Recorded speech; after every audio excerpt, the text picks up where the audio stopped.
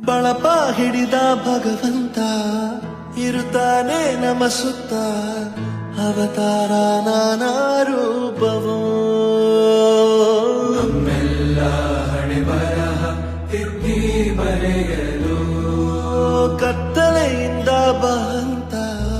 ನಮ್ಮ ಕೈಯ ಹಿಡಿಯುತ್ತ ಕರೆದೊಯ್ದ ಬೆಳಕು ತೋರಲು ದಯವಾಗಿ ಗದರೋದು ನಮ್ಮ ಬೆಳೆಸಲು